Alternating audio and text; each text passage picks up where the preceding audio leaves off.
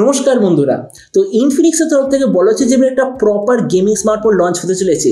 ফোনটার নাম হলো ইনফিনিক্স 10 Pro 5G। আর এই স্মার্টফোনটার কি ডিজাইন হবে, কি স্পেসিফিকেশন হবে অলরেডি আমার কাছে এসে গেছে।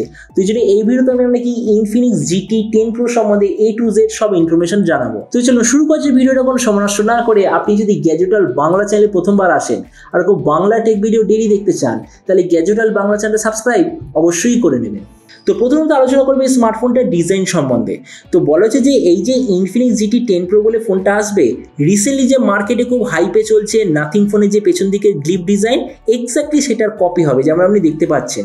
তো ওই জন্য ফোনটার পেছন দিকে হবে হয় গ্লাস বডি অথবা ট্রান্সপারেন্ট প্লাস্টিক বডি। এর থিকনেস হবে 8.9 মিলিমিটার আর ওয়েট হবে 215 গ্রাম। টোটাল দুটো কালারে লঞ্চ হবে, একটা হলো ব্ল্যাক, একটা হোয়াইট। ডিসপ্লের দিক থেকে এতে আপনি পাবেন 6.8 inch full HD plus 120 hertz 10 bit super AMOLED display, তার সঙ্গে 360 হার্জের টাচ সামলিং রেট, 1920 হার্জের পিটালন dimming rate, 20:9 aspect ratio, 93% screen to body ratio, 1000 নিটসের ব্রাইটনেস, গোরিলা গ্লাস 3 এর প্রোটেকশন, আর তার সঙ্গে যে ডিসপ্লে সার্টিফিকেশন সেটা হবে HDR10+। তার মানে সোজা কথা বলতে গেলে প্রাইস পয়েন্টের হিসাবে যে ডিসপ্লেটা সত্যিই খুব ভালো। প্রসেসরের দিক থেকে এতে আপনি পাবেন Dimensity 80505G প্রসেসর, আর তার সঙ্গে ইনফিনিক্সের তরফ থেকে আছে একটা খুব ভালো কোয়ালিটি কুলিং সিস্টেমও পাবেন। ক্যামেরার দিক থেকে থাকবে 108 8 এর রিয়ার ক্যামেরা, তার সঙ্গে 16 মেগাপিক্সেলের সেলফি। এর রিয়ার ক্যামেরার সঙ্গে আপনি পাবেন কোয়াড LED ফ্ল্যাশ, ফ্রন্টে থাকবে ডুয়েল LED ফ্ল্যাশ। এই যে স্মার্টফোনটা টোটাল দুটো ভেরিয়েন্টে লঞ্চ হবে, একটা হলো 8 256GB, দ্বিতীয়টা হলো 12 256GB। র্যামের কোয়ালিটিটা হলো LPDDR4X, মেমোরিতে আছে UFS 3.1 আর তার সঙ্গে ডেডিকেটেড SD কার্ড স্লট, মানে যেটাকে আমরা বলি 2+1 কার্ড স্লট থাকবে। আর তাছাড়া এই ফোনটার সঙ্গে থাকবে ম্যাক্সিমাম 14GB অবধি ভার্চুয়াল র্যাম। তার মানে এটা দুনিয়ার প্রথম স্মার্টফোন হবে যাতে আপনি ফিজিক্যাল র্যাম আর ভার্চুয়াল র্যাম মিলিয়ে টোটাল 26GB র্যাম দেখতে পাবেন। ব্যাটারির দিক থেকে থাকবে 7000 mAh ব্যাটারি, তার সঙ্গে 160 ওয়াটের চার্জার। আর একটা দ্বিতীয় ভেরিয়েন্ট থাকবে যাতে থাকবে 260 ওয়াটের চার্জার, আর কানেক্টিভিটি হলো USB Type-C। তো এবারই স্মার্টফোনের বাকি কিছু ফিচার যেতে আপনি পাবেন Android 13 out of the box, dual JBL speaker, 3.5mm jack, আর আন্ডার ডিসপ্লে ফিঙ্গারপ্রিন্ট সেন্সার অবশ্যই আপনি দেখতে পাবেন। তো এবার সবচেয়ে মেইন জিনিস, ফোনটা কবে লঞ্চ হবে, কি দামে লঞ্চ হবে। তো দেখুন লঞ্চ ডেট বলা হচ্ছে যে গ্লোবাল মার্কেটে আগস্ট মাসে লঞ্চ হবে, তারপরে ইন্ডিয়া, বাংলাদেশ, মানে এইসব জায়গায় এটা লঞ্চ হয়ে যাবে সেপ্টেম্বর মাসে। আর এটার প্রাইস সম্বন্ধে বলতে গেলে বলা হচ্ছে যে ইন্ডিয়ান মার্কেটে এটা লঞ্চ হবে 25,000-এর আশেপাশে।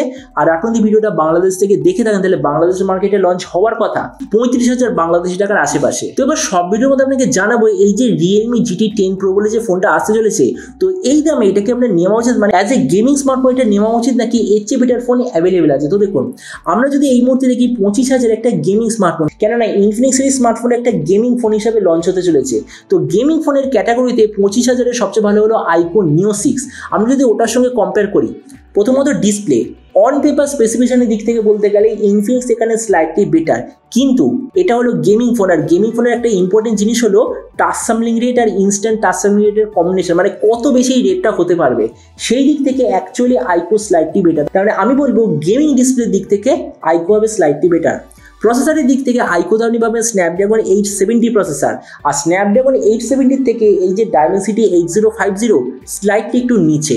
তার মানে সেই দিক থেকে iQOO বেটার। আর তাছাড়া iQOO যে কুলিং সিস্টেম সেটা অনেক বেশি কোয়ালিটির ভালো।